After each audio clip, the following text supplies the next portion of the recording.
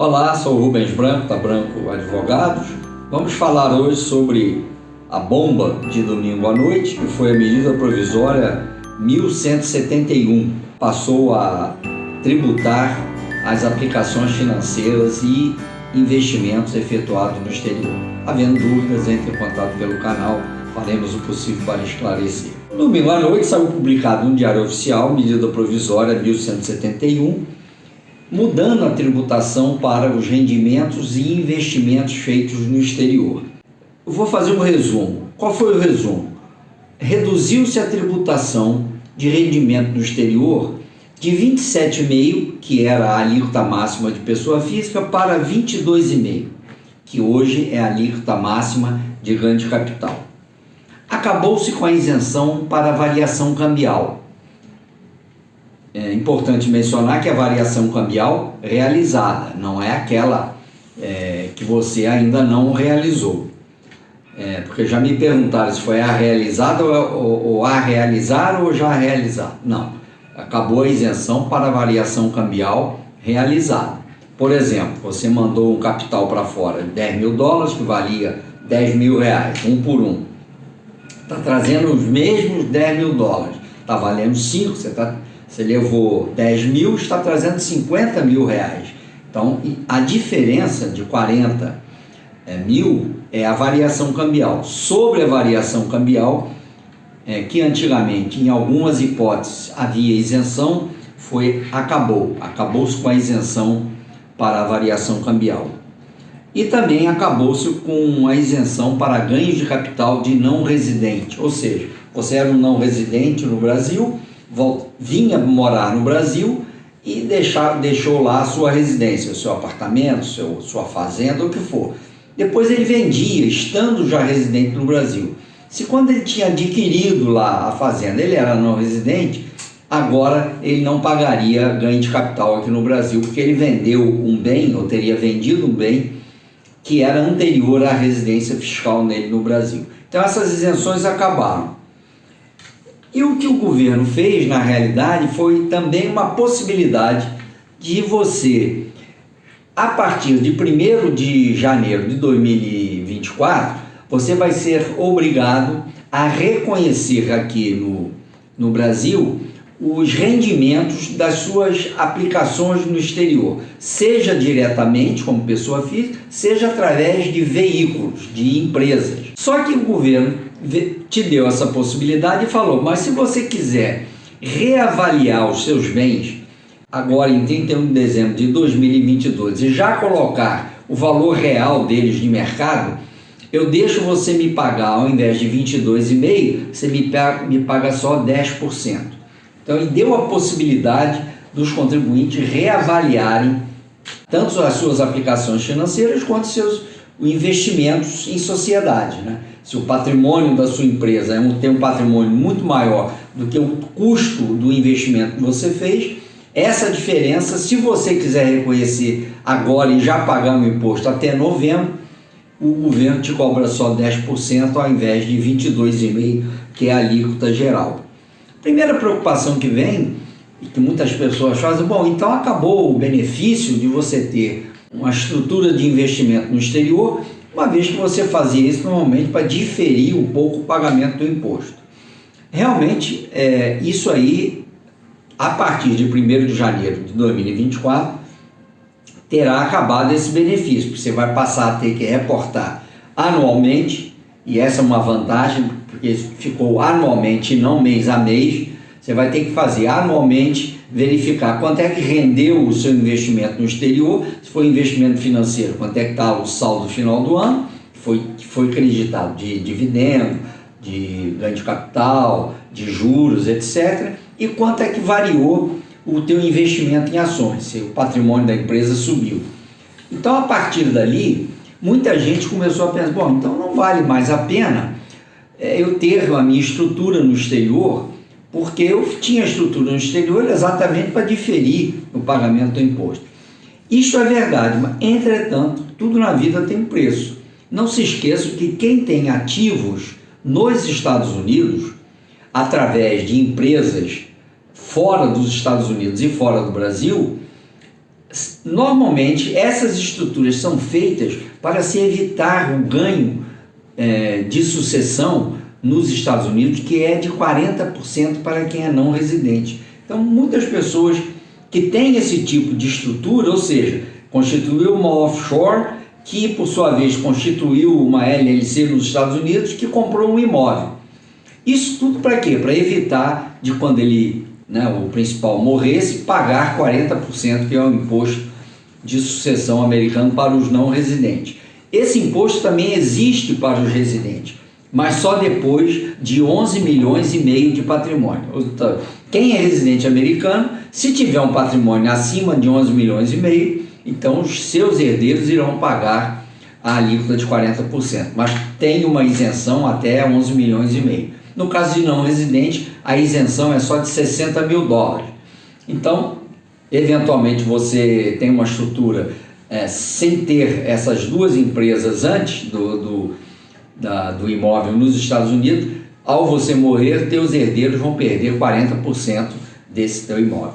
Então tem que ser avaliado se, mesmo perdendo o diferimento, ainda vale a pena para evitar-se o imposto de transmissão, que lá nos Estados Unidos é muito caro.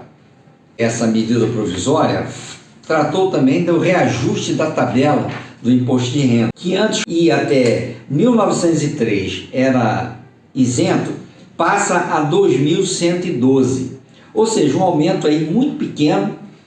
E o importante, esse reajuste só aconteceu para essa faixa de renda.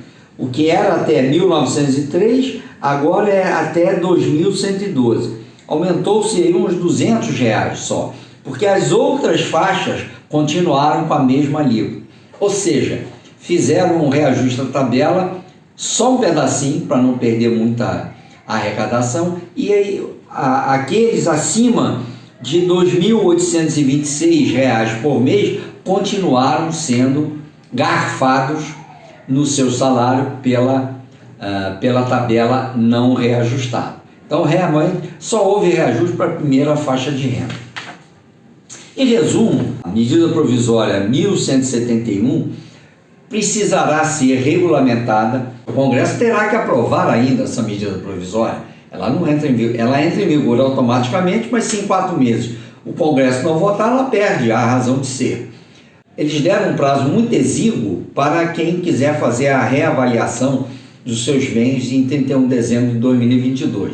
Provavelmente eles vão ter que ou prorrogar a data de entrega da declaração ou dizer que se até o final do ano o contribuinte retificar a sua declaração entregue, então o benefício estaria prevalecendo.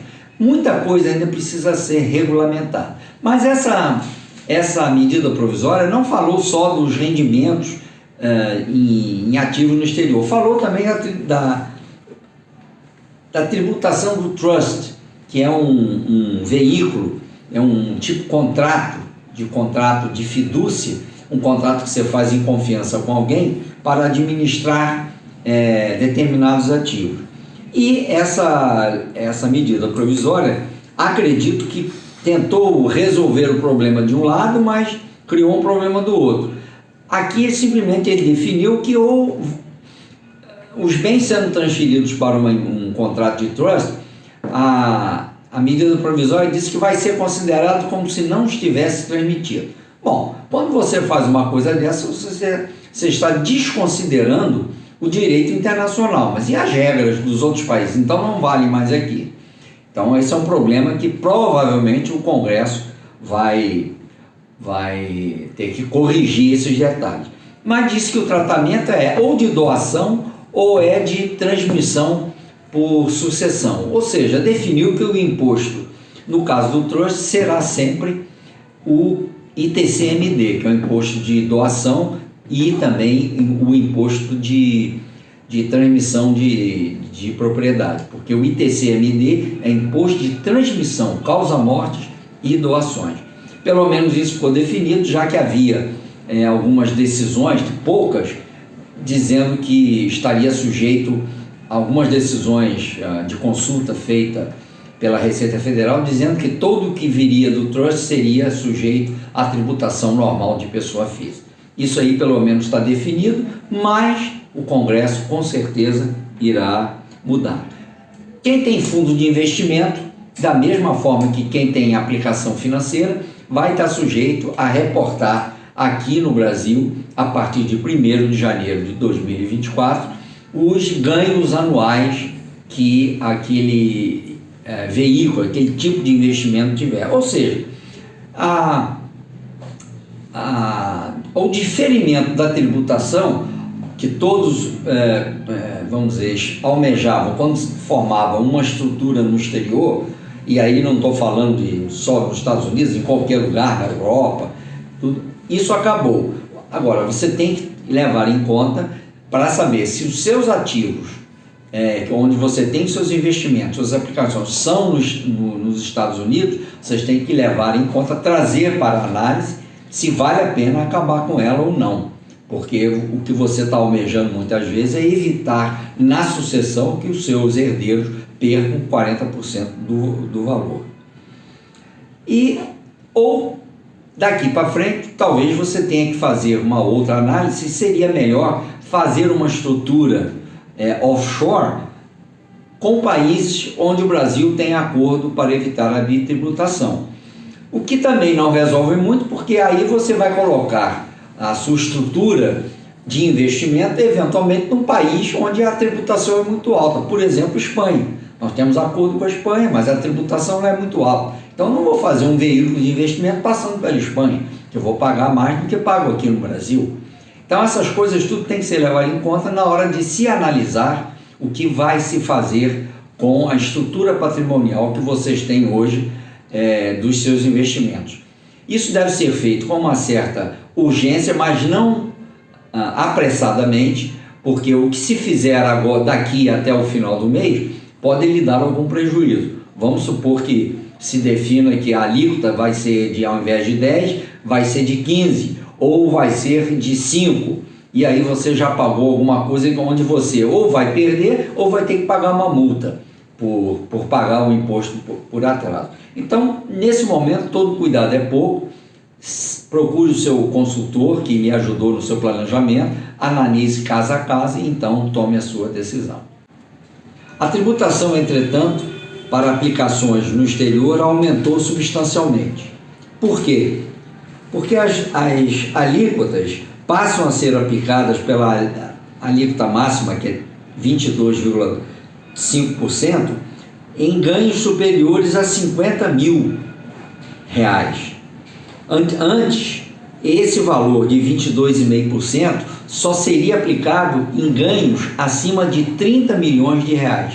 Ou seja, então se você teve um ganho que vai estar sujeito a esse imposto, se for mais de 50 mil que você tiver no ano, você já vai para a alíquota máxima de 22,5%. Então, se os seus juros, dividendos lá do exterior dos seus investimentos ou o patrimônio lá da sua empresa que você montou no exterior ultrapassar 50 mil reais no ano, a alíquota vai ser sempre a máxima. Então, houve um aumento substancial de alíquota. Embora é importante que se fale, também fez-se a redução da alíquota máxima da pessoa física, que para esses tipos de rendimentos, no caso dividendos, a alíquota era 27,5%, baixou para 22,5%. É isso aí.